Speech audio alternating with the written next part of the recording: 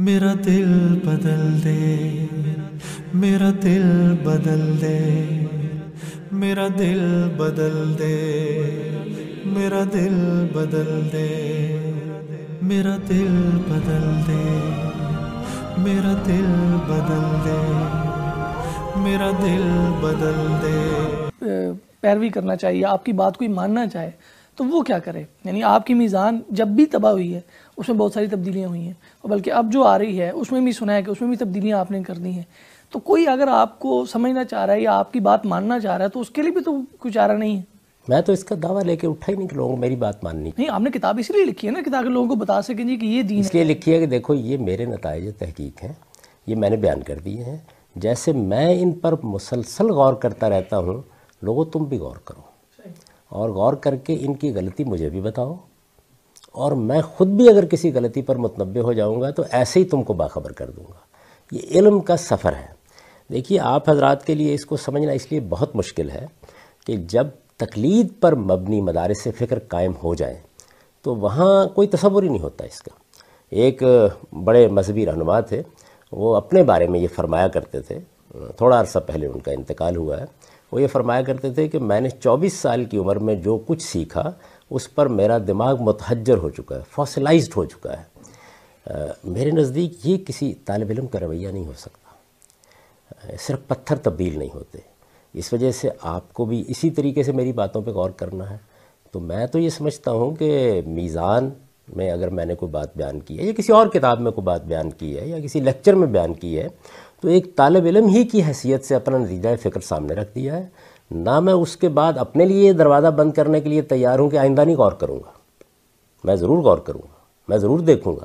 ممکن ہے قرآن مجید کے کسی مدعا کو سمجھنے میں، ممکن ہے کسی حدیث کو سمجھنے میں، ممکن ہے سماجی علوم کے کسی پہلو کو سمجھنے میں مجھے غلطی لگ گئی ہو، اور میں دوسروں کو بھی یہ دعوت دے رہا ہوں کہ آپ اس کو دیکھیے، اور اگر آپ کو کوئی غلطی محسوس ہوتی ہے تو از راہ کرم مجھے بھی ضرور مطلع کیجیے۔ اصل میں دنیا میں جو علم کی تاریخ ہے وہ ہمیشہ ایسے ہی آگے بڑھتی ہے۔ یعنی اگر یہ صورت ہو تو پھر تو امام ابو حنیفہ کے بعد امام ابو یوسف کو، امام محمد کو یہ دروازہ بند کر کے بیٹھ جانا چاہیے تھا، یعنی کہہ دینا چاہیے تھا کہ جف القلم، اب اس کے بعد کچھ کہنے کی گنجائش باقی نہیں رہ گئی۔ یہ جو غور و فکر کی آپ کی پوری تاریخ ہے، جب تک یہ تقلید کا اصول اس طریقے سے لوگوں کے ذہنوں پر مسلط نہیں ہو گیا تھا، سارے اہل علم یہی معاملہ کرتے تھے۔ یعنی وہ ایک بات کو بیان کرتے تھے، اس پر تنقید خود بھی کرتے رہتے تھے، دوسروں کی تنقید بھی سننے کے لیے تیار رہتے تھے۔ یہی طریقہ میں نے اختیار کیا ہے، اور میں ہرگز یہ نہیں کہتا کہ جو کچھ میں نے اب بیان کر دیا کل اس میں کوئی غلطی نہیں ہوگی۔ نہیں، دوسرے اہل علم پیدا ہوں گے، وہ اس کی غلطی واضح کر دیں گے۔ علم کا سفر اسی طرح جاری رہتا ہے۔ دیکھیے علم میں اگر کوئی شخص یہ دعویٰ کرتا ہے کہ میں نے حقیقت کو آخری درجے میں جان لیا ہے تو وہ اپنے آپ کو فریب دے رہا ہے، دوسروں کے ساتھ جھوٹ بول رہا ہے۔ یہ انسان کے لیے ممکن نہیں۔ علم میں صحیح طریقہ یہ ہے کہ آپ مسلسل اس پر نقد کرتے رہیں، اور اس طرح آپ زیادہ صحیح کے قریب پہنچتے چلے جاتے ہیں۔ یہ تمام علوم میں ایسے ہی ہے۔ لیکن سر علوم میں ایسا ہوتا ہے، دین میں ایسا نہیں ہوتا۔ آپ دین کو بھی ایک علم مان رہے ہیں، جس طرح علوم میں ارتقاء ہوتا ہے، دین میں آپ کے دین میں بھی ارتقاء ہو رہا ہے۔ آپ دین کی جو بنیادی چیزیں بتا رہے ہیں، آپ کے نزدیک جیسے سنت ہے، وہ بھی بدل رہی ہے، تو آپ کا دین ارتقاء پذیر ہے۔ ہمیں مسئلہ یہ نہیں ہے کہ تحقیق نہ ہو، تحقیق ہوگی، مسئلہ یہ ہے کہ آپ دین کے جو بنیادی مقدمات بتا رہے ہیں وہ بھی بدل رہے ہیں۔ آپ دین کو شکوک اور شبہات کی طرف دھکیل رہے ہیں، آپ تقلید سے ہٹا کے تخریب کی طرف دھکیل رہے ہیں لوگوں کو۔ لوگ ایک کنسنٹریشن کے ساتھ کسی چیز کو مان رہے ہیں تو آپ ان کی کنسنٹریشن ہٹا کے ان کو بکھیرنا چاہتے ہیں، انتشار کا شکار کر رہے ہیں، لوگوں کو کنفیوژنز پیدا کر رہے ہیں۔ یہ پرابلم ہے بنیادی دین کے بارے میں۔ فروعات میں تو اختلاف ہوتا ہے، علماء اس سے تو کسی کو اختلاف نہیں ہے۔ مسئلہ یہ ہے کہ جو آپ نے بنیادی مقدمات پیش کیے ہیں دین کے، جیسے سنت کی میں نے بات کی، اس میں بھی ارتقاء پذیر ہو رہا ہے آپ کا دین۔ یہ مسئلہ ہے۔ دین کا ایک کانٹینٹ ہے اور ایک دین کے ماخذ ہیں۔ دین کے ماخذ کے بارے میں بنیادی مقدمہ تو ایک ہی ہے، اور وہ یہ ہے کہ محمد الرسول اللہ دین کے تنہا ماخذ ہے۔ یعنی میرے اور میرے پروردگار کے درمیان جو ہستی کھڑی ہے وہ محمد الرسول اللہ صلی اللہ علیہ وسلم ہے۔ کوئی بریلوی ہو، کوئی دیوبندی ہو، کوئی شافعی ہو، کوئی حنفی ہو، کوئی ماتریدی ہو، کوئی اشعری ہو، یہ مانے گا تو وہ دین میں ہے۔ میری کتاب شروع اس سے ہوتی ہے۔ اس میں نہ میں کسی اضافے کا قائل ہوں، نہ کسی کمی کا قائل ہوں۔ محمد الرسول اللہ صلی اللہ علیہ وسلم کی ذات والا صفات ہے جس کے بعد دین دین بن جاتا ہے. یعنی دیکھیے نا کہ اگر میں یہ کہتا ہوں کہ میں ارسطو کی بات بیان کر رہا ہوں, میں سقراط کی بات بیان کر رہا ہوں, تو یہ ایک فلسفی اور حکیم کی بات ہے. جب میں یہ کہتا ہوں کہ محمد بن عبداللہ نہیں ہے محض, وہ محمد الرسول اللہ ہے صلی اللہ علیہ وسلم. خدا نے ان کو اپنا سفیر بنایا ہے, وہ زمین پر خدا کی مرضی بتانے کے لیے آئے ہیں. اور یہ لکھتا ہوں کہ دین کا تنہا ماخذ وہی ہے, تو اس میں آپ کیا اضافہ اور کمی کرنا چاہیں گے؟ ان کی بات کو آپ یہ آخری بات ہے کہ جو میں نے کہہ دی ہے. اس کے سوا لوگ جو باقی باتیں کہہ رہے ہیں ان کو دلیل دینی چاہیے وہ کیا کہتے ہیں. میرے نزدیک تو دین نام ہی محمد الرسول اللہ صلی اللہ علیہ وسلم کا ہے, اور دیکھیے میں نے اس کی تشریح کی ہے. دین بھی علم ہی ہے, جیسے وہ بات کر رہے تھے, انہوں نے سوال پوچھا تھا. سب سے پہلے تو یہ کلیئر کر دیجئے کہ کیا دین بھی علم ہے؟ اس میں کیا شک ہے؟ یعنی دین اللہ کے رسول کا دیا ہوا علم ہے. اس کا ایک پہلو یہ ہے, وہ علم ہم کو حاصل ہوتا ہے, وہ علم اپنے تقاضے پیدا کرتا ہے, ہم ان تقاضوں کے مطابق اپنی زندگی کو ڈھالتے ہیں. تو اللہ کے رسول علم ہی لے کے آئے ہیں. قرآن جگہ جگہ یہ کہتا ہے کہ من بعد ما جاءک من العلم, یہ خدا کا علم ہے, العلم ہے جو آپ کے پاس آسمان سے آ گیا ہے. اس علم کے مطابق ہم نے اپنی زندگی کو ترتیب دینا ہے. اس کے بعد دین کے سمجھنے کا ایک عمل شروع ہوتا ہے. اس سے کیا چیز وجود میں آتی ہے؟ مذہبی فکر, ریلیجیس تھاٹ. میرے جتنے اختلافات ہیں اس سے ہیں. میں نے ابھی آپ کو یہ بتایا کہ ماخذ کے لحاظ سے میں نے یہ بات بیان کر دی ہے. میں اسی کو دل کی گہرائیوں سے مانتا ہوں. میرا پوری زندگی کا کام اسی کا آئینہ ہے کہ دین کا تنہا ماخذ محمد الرسول اللہ صلی اللہ علیہ وسلم کی ذات والا دل کی گہرائیوں سے تو سارے مسلمان مانتے ہیں, مگر کیا یہ دلائل پہ مبنی بات بھی ہے؟ کیا آپ اس کو, جیسے علم میں ہم تمام چیزوں کو دلیل سے ثابت کرتے ہیں, کیا آپ اس بات کو دلیل سے ثابت کر سکتے ہیں؟ یقیناً, کیوں نہیں. میں نے اس پر بہت کچھ لکھا ہے. میری کتاب میزان میں یہ بتایا گیا ہے کہ میں محمد الرسول اللہ صلی اللہ علیہ وسلم کو اللہ کا نبی کیوں مانتا ہوں, رسول اللہ کیوں مانتا ہوں. ان کے جو مقدمات ہیں ان کے کیا دلائل ہیں, وہ جو علم لے کے آئے ہیں ان کے کیا دلائل خود انہوں نے پیش فرمائے ہیں, یعنی قرآن مجید میں پیش فرمائے ہیں یا کسی موقع پر خود کوئی توضیح کی ہے, ان کی بڑی تفصیلی وضاحت میں نے کر دی ہے. تو دین کے ماخذ کے لحاظ سے وہ کیا بات ہے جو میں نے نئی کہہ دی ہے, یہی بات ہے جس کے اوپر ساری انسانیت کھڑی ہے کہ دین میں کوئی بات یا تو میرے علم و عقل سے صادر ہوگی, پھر مجھے بتانا پڑے گا کہ میں کیا کہہ رہا ہوں, یا خدا کا پیغمبر بتائے گا آگے. تو دنیا میں وہ دین بھی موجود ہیں, جیسے فلسفے کے بہت سے مذاہب ہیں, جیسے صوفیانہ مذاہب ہیں, کہ جس میں انسان اپنی سیر باطن سے یا اپنی عقل سے یا عقلی مقدمات سے ایک دین بیان کر رہا ہے, اور اللہ کے پیغمبروں کی ہدایت بھی ہے. تو میں نے تو یہ لکھا ہے کہ محمد الرسول اللہ صلی اللہ علیہ وسلم جس چیز کو اپنے قول و فعل اور تقریر و تصویب سے دین قرار دیں, اب قیامت تک وہی دین ہے. تو ماخذ میں وہ نئی بات کیا جو میں نے کہی ہے. اب کانٹینٹ پہ آ جائیے. یعنی دین کے کانٹینٹ میں کچھ ایمانیات ہیں جن کو خود رسالت مآب صلی اللہ علیہ وسلم نے بیان کر دیا. آپ جانتے ہیں کہ حدیث جبریل میں ایک موقع کے اوپر جب سوالات کیے گئے ہیں, جبریل امین نے سوالات کیے ہیں, تو رسالت مآب صلی اللہ علیہ وسلم نے جواب دیا کہ ایمان یہ ہے. ان میں سے کون سی چیز ہے ایمانیات میں سے جس میں میرے ہاں کوئی تردد ہے؟ یعنی اللہ پر ایمان, اللہ کے فرشتوں پر ایمان, اللہ کی کتابوں پر ایمان, اللہ کے نبیوں پر ایمان, قیامت کے دن پر ایمان. اسلام کیا ہے؟ اس میں سے کون سی چیز ہے جو میں نے نہیں بیان کر دی؟ اس وجہ سے یہ دین نہیں ہے. میں بڑی عزت کے ساتھ, احترام کے ساتھ آپ کی خدمت میں عرض کرتا ہوں کہ یہ دین کا مسئلہ نہیں ہے, یہ مذہبی فکر کا معاملہ ہے جس میں میں نے کچھ اختلافات کیے. مذہبی فکر انسانی کام ہے.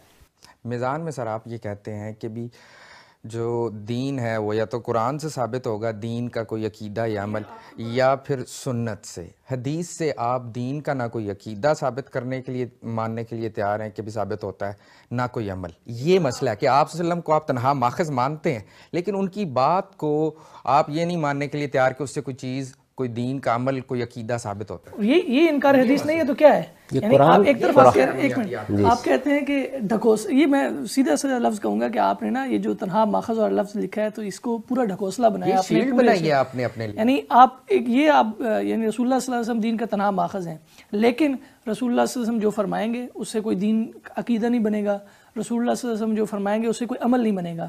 تو رسول اللہ صلی اللہ علیہ وسلم کی ذات ہے کس لیے؟ یعنی حدیث جبریل سے آپ جو ایمانیات ثابت کریں کس بنیاد پر؟ یہ بات یہ ہے کہ محمد الرسول اللہ نے مجھے قرآن دیا ہے, بالکل, اور یہ کہہ کے دیا ہے کہ اللہ کی کتاب ہے. یہ بھی میں نے محمد الرسول اللہ سے لیا ہے. بالکل. یعنی میرے پاس تو یہ قول محمدی کی حیثیت سے آیا ہے. اس کو میں نے محمد الرسول اللہ کی زبان سے سنا اور پھر نسلاً بعد نسلاً مجھ تک پہنچا ہے. میں نے یعنی انسانوں نے جن کو آپ نے مخاطب کیا، تو یہ بھی انہوں نے دیا ہے. انبیاء علیہم السلام کے جس طریقے کی تصویب کر کے اس کی تجدید و اصلاح کے بعد بعض اضافوں کے ساتھ اس کو جاری کیا ہے، جس کو ہم سنت کہتے ہیں، وہی محمد الرسول اللہ نے دی ہے. اس کے بعد وہ چیزیں ہیں جو تاریخی ریکارڈ کی حیثیت سے آپ کے بعد لوگوں نے بیان کی ہیں. تو وہاں سوال یہ نہیں ہے کہ ماننا یا نہیں ماننا، سوال یہ ہے کہ ان میں کیا چیز بیان ہوئی ہے. تو میں نے جائزہ لے کے بتا دیا ہے کہ ان میں یا تو اس دین کی تفہیم و تبیین ہوتی ہے جو قرآن و سنت کی صورت میں محمد الرسول اللہ صلی اللہ علیہ وسلم نے ہم کو دیا ہے، اور یا اس میں آپ کے اسوہ حسنہ کا بیان ہوتا ہے.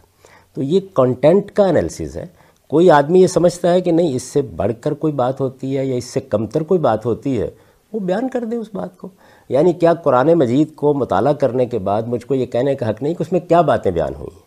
مثال کے طور پر اگر کچھ لوگ یہ دعویٰ کر رہے ہو کہ قرآن مجید میں ایٹم بم بنانے کا طریقہ بیان ہوا ہے، اور میں یہ کہوں کہ یہ تو اس میں بیان نہیں ہوا، تو بالکل ایسے ہی میں جتنا بھی تاریخی ریکارڈ ہے جس کو حدیث کہا جاتا ہے یا صحابہ کی نسبت سے آثار کہا جاتا ہے، اس کا جائزہ لے کر ایک ایک روایت کو دیکھنے کے بعد، اب تو کم و بیش 70,000 کے قریب ہو گئی ہیں. ہم جس زمانے میں پڑھتے تھے اس میں سب سے بڑا مجموعہ مسند احمد بن حنبل تھی. زیادات وغیرہ کو شامل کر کے آپ کہہ سکتے تھے کوئی 30-35 ہزار کے قریب روایات ہیں. ان سب پہ نظر ڈالنے کے بعد ان میں سے ایک ایک کی تحقیق کے بعد میں نے یہ بتا دیا کہ ان میں سے کسی میں بھی نہ کوئی نیا عقیدہ بیان ہوا ہے، نہ کوئی نیا عمل بیان ہوا ہے، بلکہ وہ عقائد و اعمال جو محمد الرسول اللہ صلی اللہ علیہ وسلم نے قرآن مجید کی صورت میں دیے، سنت کی صورت میں جاری کر دیے، انہی کی توضیح ہوئی ہے، انہی کی تشریح ہوئی ہے، انہی کو مزید وضاحت سے بیان کیا گیا ہے، انہی کے بارے میں سوالوں کا جواب دیا گیا ہے. تو دو لفظ میں نے متعارف کرائے، تفہیم و تبیین اور اسوہ حسنہ. تو اس میں انکار کا سوال کہاں سے پیدا ہو گیا؟ تو کنٹینٹ کا انالیسز ہے. تقدیر پر سر آپ ایمان رکھتے ہیں؟ تقدیر پر ایمان رکھتے ہیں آپ؟ تقدیر پر کون مسلمان ایمان نہیں رکھے گا؟ یہ قرآن مجید میں بیان نہیں ہوا، یہ حدیث جبرائیل میں بیان ہوا ہے. اب جب عقائد گنوا رہے تھے آپ نے لسٹ میں اس کو شامل نہیں کیا، کیوں شامل نہیں کیا؟ قرآن مجید میں کب بیان نہیں ہوا؟ قرآن مجید تو بھرا پڑا اس سے. قرآن نے بتایا ہے کہ جس وقت ہم نے اس پوری انسانیت کو بنایا تو قدر فہدا، ہم نے اس کی تقدیر مقرر کی، ہم نے اس کو ایک راستے پر ڈالا. حدیث جبرائیل میں ایمانیات کی لسٹ میں اس کو مستقل عقیدے کے طور پر بیان کیا گیا. یہ ایمان آپ اس باللہ کو مستقل عقیدہ مانتے ہیں؟ یہ ایمان باللہ کی فرع کے طور پر بیان ہوا ہے. جب فرع میں پھر رسالت پر ایمان بھی فرع ہے، فرع میں پھر قیامت پر ایمان بھی فرع ہے. اگر ہم اس کو سنتھسائز کریں گے وہ تو ہو جائے گا، لیکن اس کو لسٹ میں باقاعدہ الگ طور پہ ایک حیثیت دی گئی ہے، تقدیر پر ایمان. آپ یہ دیکھیے کہ جہاں میں نے ایمانیات بیان کیے ہیں وہاں یہ بتایا ہے کہ تقدیر کی کیا نوعیت ہے، وہاں یہ بتایا اللہ کے فیصلوں کی کیا نوعیت ہے. یہ ساری چیزیں بیان کی ہیں. اس میں پورا باب ہے ایک کہ ذات باری تعالیٰ کے بارے میں ہم کیا رویہ اختیار کریں گے قرآن مجید کی روشنی میں. پھر یہ بتایا کہ اللہ تعالیٰ کی صفات کا، تو یہ در حقیقت اللہ تعالیٰ کی صفات کا اظہار ہے. یعنی وہ انسانوں کے ساتھ یا اپنی مخلوقات کے ساتھ کیسے معاملہ کرتا ہے. کیا اس نے مخلوقات کو بس پھینک دیا ہے یا ان کے لیے ایک اندازہ مقرر کیا ہے، ان کے لیے ایک تقدیر متعین کی ہے، ان کے بارے میں اس نے کچھ فیصلے کیے ہیں، ان کی ایک ابتدا ہے، ان کی ایک انتہا ہے. جو آدمی اس کو نہ مانے تو اس کا مطلب یہ ہے کہ وہ اللہ تعالیٰ کو غیر متعلق کر رہا ہے. دیکھیے قرآن کہتا ہے الا لہ الخلق والامر، یعنی صرف اللہ تعالیٰ نے تخلیق ہی نہیں کیا، مخلوقات پیدا ہی نہیں کی ہیں، ان کے ساتھ ان کا نظم بھی اس کے ہاتھ میں ہے. تو یہ نظم ظاہر ہے کہ کئی پہلوؤں سے ہے. میرے والدین کون ہوں گے، میں کہاں پیدا ہوں گا، میری شکل و صورت کیا ہوگی، مجھے کیا مواقع ملیں گے، میں کیا پس منظر لے کے آؤں گا، میرے اندر کیا صلاحیتیں ہوں گی، یہ اللہ ہی نے طے کر رکھی ہے. یہی میری تقدیر ہے. میرا دل بدل دے، میرا دل بدل دے.